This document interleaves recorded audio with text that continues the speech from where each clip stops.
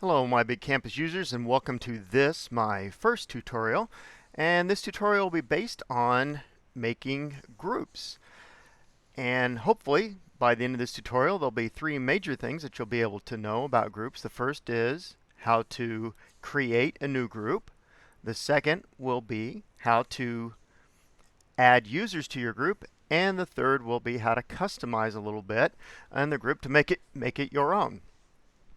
Since one of the primary functions of My Big Campus is collaboration, one of the things that you'll need to do, once you get your own account of course, is to bring together your group. And groups can be either students or teachers. The most common group that you'll probably come in contact with is of course your classroom group. Maybe a first period class or subject matter class, but you can also have groups of just teachers. So let's get started. Right now I'm on my activity page, and you'll see along the left hand side here we have these icons, and we're going to go down to the groups icon and click on that. And the first thing you will see here is this is my groups window, and over here in the main section you will see the groups of which I'm a member currently. And then over here on the right you'll see some other functions. Now this is also the window where you would go to look for a group if you're looking for a particular group. We'll come back to that in a moment, but before we do that, I want to cover just for a second the kinds of groups that you can build in My Big Campus. And there are two kinds, and you see them here on the search. The first is find a group, and the second is find a topic. Now the difference between a group and a topic is groups consist of students and or teachers, and topics consist of those users that are at teacher level or administrator level, that kind of thing. So there are no students involved in topics. And you can see if I click on the find a group from this search, if you would go to search, in order to search for groups, I would have to pick a search criteria. And I can search by name, by school, by district, or by owner. And I would choose my topic. I could type in the criteria here. If I knew the name of the group, I could type that in, it would search. And the other way is to join by code. Now if I want to join by code, and I'll show you in a moment how to create that code, but if your students are joining by code, or if you are joining by code, you would click this join by code button. Brings up this window, and this is the window where you would enter the code, and then you would click the join button. But let's go back for a moment.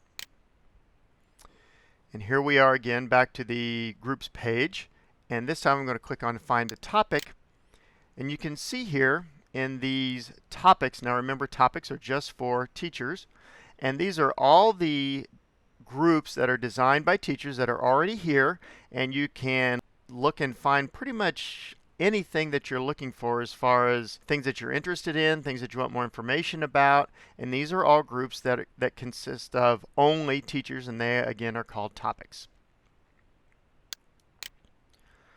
So what we're going to do now is we are going to create our own brand new group. So we're going to go up to this blue button here and select the create new group.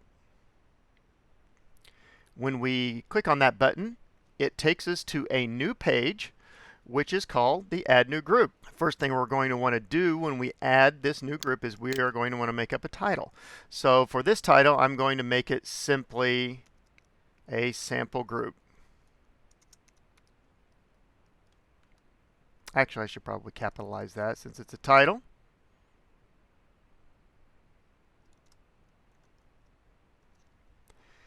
And choose my school and a short description.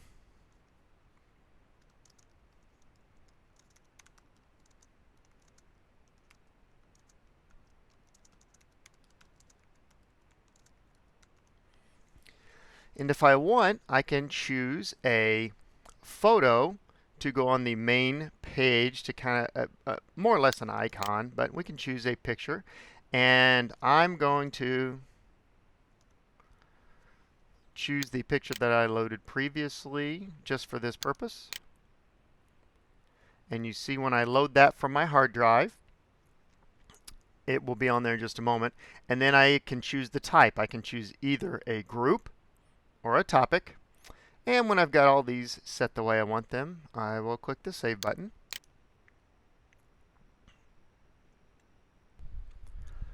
And the result is I have a working group with the information that I entered.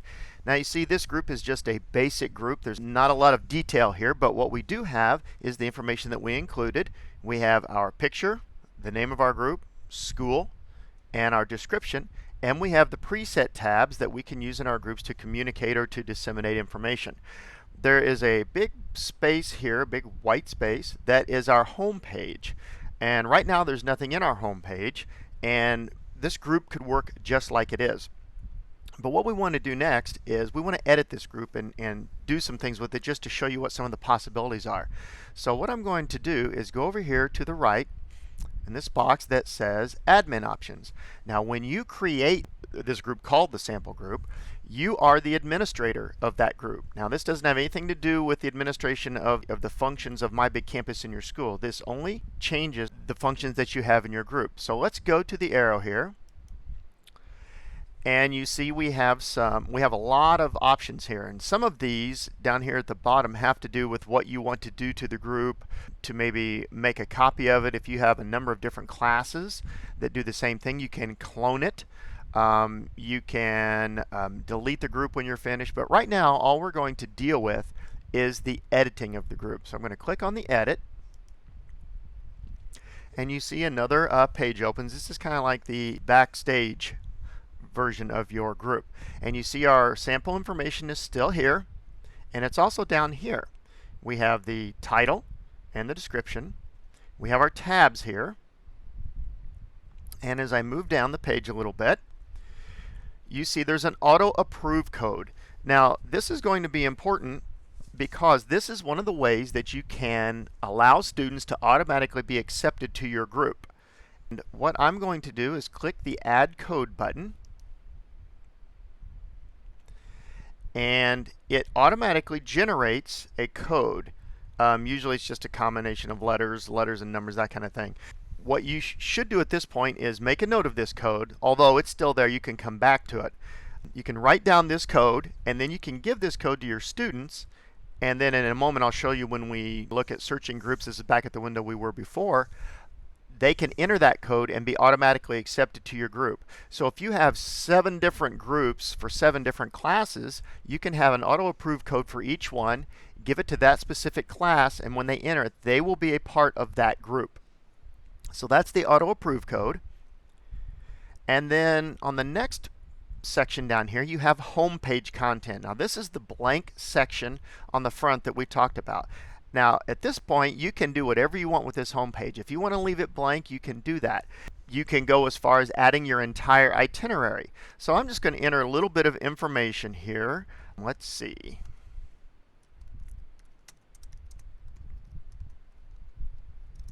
I'm going to call this particular introduction here Widgets 101.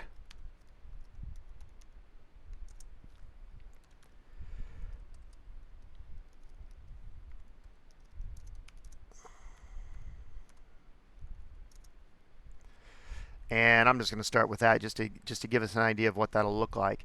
But I'm going to take this text, and again I'm doing this through the My Big Campus onboard word processor here, and I'm going to make my text larger because I want it to kind of stand out on that front page. And maybe I will take my Widgets 101 and boldface that. Let's go to boldface and let's make it red. And really your creativity is the only limit on this homepage. You could, if you wanted to, if you had a video, an introduction video, you could attach that video to this page with the buttons over here. You could put a picture on the front page. You could, if you had a PowerPoint of some instructions that you wanted to use, you could do that. And there's just lots of things you could do with this front page. But for now, we're just going to leave it like this, just so we have something that we can look at. And now I'm going to go down to on the page a little bit more, and you see our privacy. And if you only want your group members to view the content, you can click that box. Who can create pages for this group? And you can click none, all, or this box of only the group members selected below. Now right now we don't have any group members, so there won't be any options here. Who can create resources for this group? And again, if you want your students to create resources that are available to the rest of the group, you would want to click this box. If you wanted to do it only select group members, you would click this box and then you would select the group members. And then down here you see the enabled pages. Now these checkboxes correlate to the tabs at the top of the page. There's a lot of reasons that you might not want all of the tabs available on the top of the page. Probably the most frequent is some teachers or group owners don't want chat. They don't want to allow their groups to have the availability to chat, especially in class. So if you didn't want the chat, you would just click off of that, and then that tab wouldn't even be available to the students, so there wouldn't be any access to chat at all.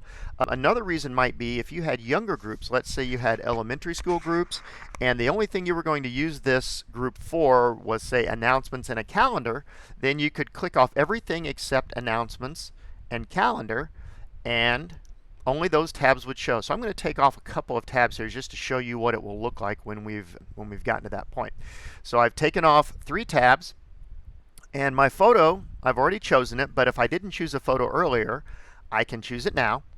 And then I can click Save to save my changes. Now before I do that, I just want to remind you that you can edit this anytime that you'd like. So if on that front page you created a syllabus for week 1, you could go back to the Edit button, and you could add week 2 and week 3 or whatever you wanted to do to that front page. So nothing here is locked in to the point that you can't change it. So I'm going to go ahead and click Save.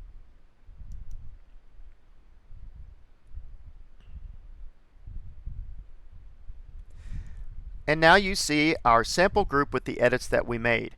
Now you'll notice here that instead of all of those tabs that we had before, we only have the tabs that we left available. We no longer have chat.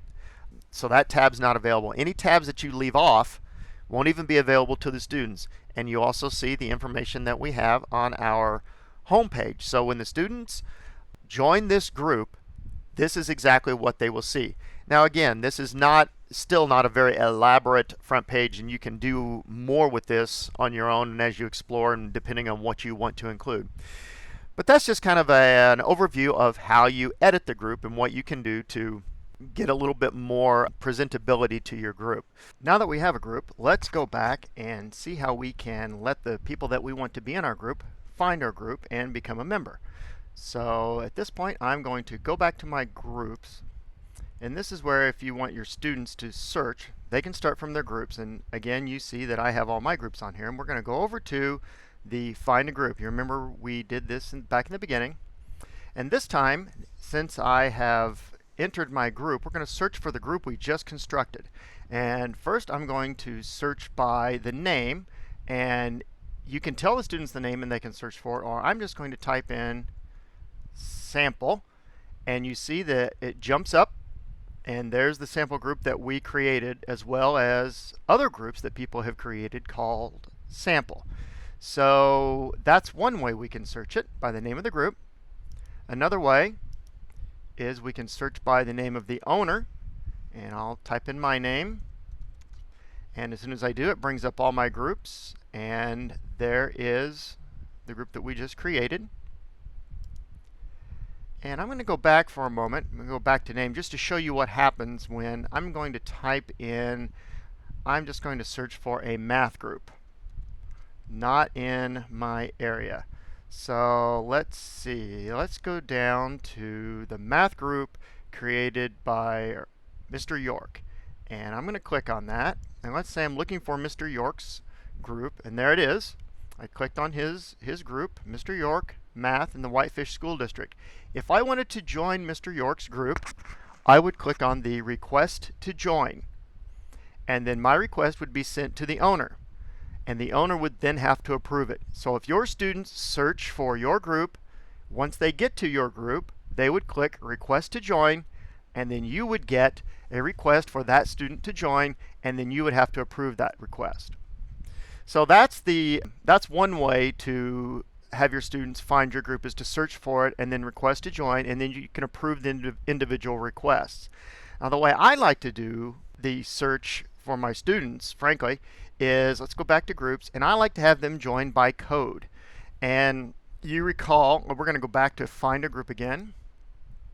And this time, instead of searching by name or searching, we're going to join by code. I'm going to click that button, and then I'm going to enter the code that we generated back under the edit. And as long as that code is entered correctly, all that the student needs to do at that point is click join, and they are automatically a member of the sample group that we just created. So they can search by name, search by owner, find you, request to join your group, and then you can select it. Or if you want a more expedient way of doing it, you can give them the code number for your group. They can type in the code and be joined at that point. And then you can also edit who is a member of that group at any time. If somebody happens to get the code that you don't want, perhaps another class or something, you can edit who you want to be in the group. As I mentioned before, this is just a brief overview of the main ideas of a group, but today we have covered creating a group, editing a group, and how to add members to your group. I encourage you to play around with this and look at other groups and how people have created their groups to give you some ideas on how to structure it to make it attractive and to bring your students in. This is a great option for you to attract students into the content that you're trying to provide. It's also a wonderful opportunity to collaborate with other staff members in your school and across the country on different topics. It's also a great place for you to have your extracurricular groups meet and disseminate information to them. And there's just a multitude of opportunity here in the groups. So I hope this has been helpful for you, and good luck with your groups.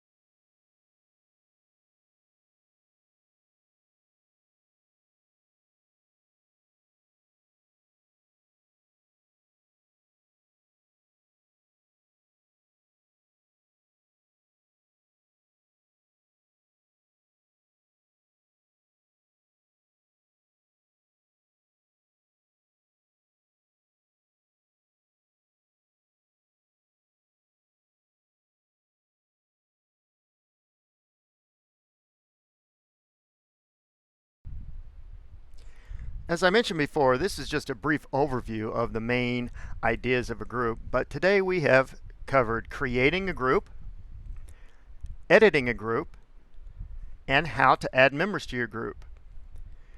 I encourage you to play around with this, look at other groups and how people have created their groups to give you some ideas on how to structure it to make it attractive and to bring your students in. This is a great option for you to attract students into the content that you're trying to provide. It's also a wonderful opportunity to collaborate with other staff members in your school and across the country on different topics. It's also a great place for you to have your extracurricular groups meet and disseminate information to them. And there's just a multitude of opportunity here in the groups. So I hope this has been helpful for you, and good luck with your groups.